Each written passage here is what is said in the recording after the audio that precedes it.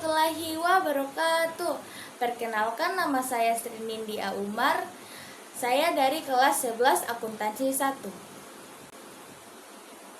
Strategi bangsa Indonesia menghadapi tirani Jepang. Selama penduduk Jepang di Indonesia pada tahun 1942 sampai 1945, bangsa Indonesia menerapkan berbagai strategi untuk menghadapi tirani Jepang. Strategi tersebut terbagi menjadi dua, yaitu strategi kerjasama atau kooperatif dan strategi perlawanan atau non-kooperatif. Yang pertama, strategi kerjasama. Sebagai pemimpin nasional memilih untuk bekerjasama dengan tirani Jepang demi memperjuangkan kepentingan bangsa, memanfaatkan kesempatan politik dan mempersiapkan kemerdekaan.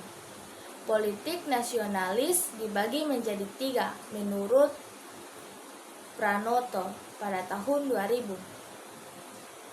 Kelompok mendarat bersedia bekerjasama dengan mendirikan organisasi 3A. Kelompok radikal bergerak secara bawah tanah seperti PKI dan PSI. Kelompok nasionalis yang baru bebas dari penjara seperti Soekarno dan Hatta. Para tokoh nasional memanfaatkan organisasi bentukan Jepang seperti Putera, Jawa Hokokai, Seinendan, Fujinkai, dan Gerakan 3A. Organisasi Islam seperti Majelis Islam A'la Indonesia atau MIAI. Mereka menggunakan ruang ini untuk membangkitkan nasionalisme dan menyiapkan struktur pemerintahan. Yang kedua, strategi perlawanan terbuka.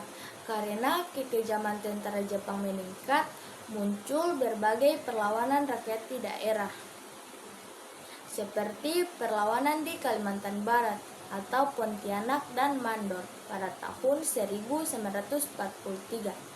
Akibat perlakuan kejam Jepang seperti menyiksa dan hukuman mati, banyak tokoh lokal yang ditangkap dan dibunuh.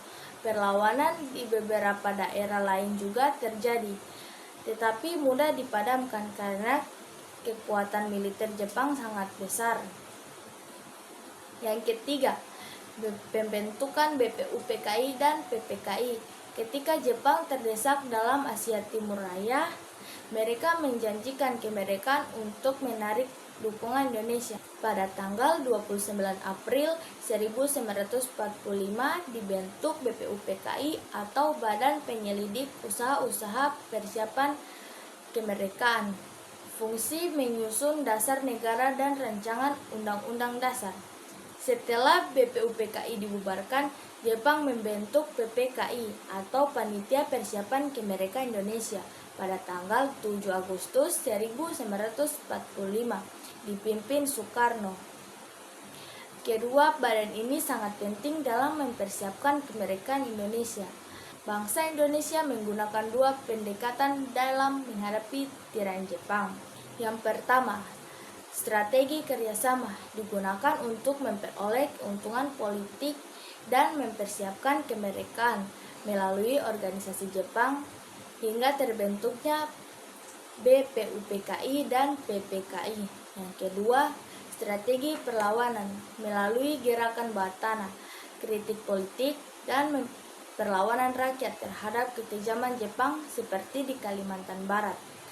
Kedua strategi ini akhirnya berperan penting dalam membawa Indonesia menuju kemerdekaan tanggal 17 Agustus 1945. Sekian dari saya. Wassalamualaikum warahmatullahi wabarakatuh.